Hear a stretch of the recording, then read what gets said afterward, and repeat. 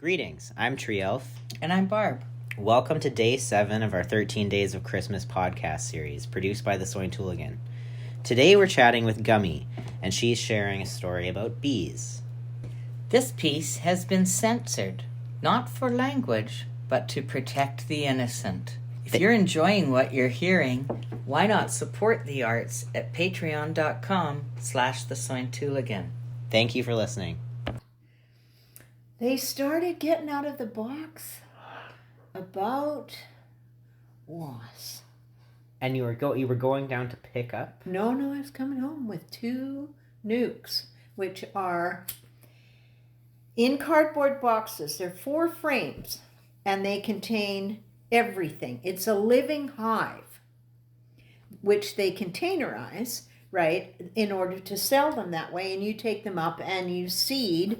You already got a working hive. You're not waiting for the queen to get attached to the separate bees or anything like that. This is a family you got going, right? So it is the ultimate way to do it. But they got a little warm and managed to chew just the tiniest bit around the little, breathing holes they had there. And they started to fill the inside of the car. And I noticed 1 or 2 about wasps, and then not very long after that, maybe 5 or 10 minutes, the car was pretty much alive with bees. But their queen's right there. They weren't pissed off or anything, right? So I thought, oh God, I can't. There's no point in stopping and trying to do anything about it. I just couldn't, right? You can't. How can you? Because then those ones would escape and die for sure, right? So you wanted to keep them in the car. With their hives, right? So they would at least go back to their hives. And staying calm. Yes. So staying calm is vitally important, but also for me, staying calm. Anyways, it just gets, a little cloudier and cloudier with bees, but I can still see they're mostly staying towards the back and, coming out and having a look and, landing on my arm and whatever, but they're not stressed at all, right? Because they've cooled off. Because I always have my seat heated, but it's winter or summer, but I immediately put the air conditioning on to try and bring the temperature down because that slows them down too, right? So anyways, I get to the ferry. Do you know who she is? She's really pretty. And I think it was who was in front of me. Anyways, I get there and I think, I pull up right behind. There's nobody behind me, and I think, okay, this is how I'm going to have to do this. And I managed, because there was nobody on me, to actually get out the door without losing anybody. They were just in the back.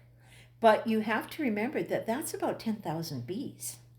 We're not talking 4 or 5 bees or anything. Let me see. How many bees in an average nuke? Let me see. Really, I never did stop to figure out what that would be. How many bees? And a nuke is NUC. Yeah, the number of honeybees included in a nuke will be around 10 to 15,000 bees. So there were about 30,000 bees in the car, but not all of them loose. Maybe a third of them. So I get out and I close the door and I walk up and I think Mrs. Orr, we taken too long. I said, no, I can't roll my window down, so I have to do it this way. I said, I'm bringing home bees and there's been an escape. And they went, what? And of course, has to get out so she can have a look, right?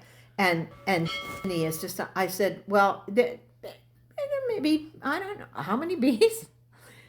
I said, I think maybe, I don't know, 10,000. She went, fuck.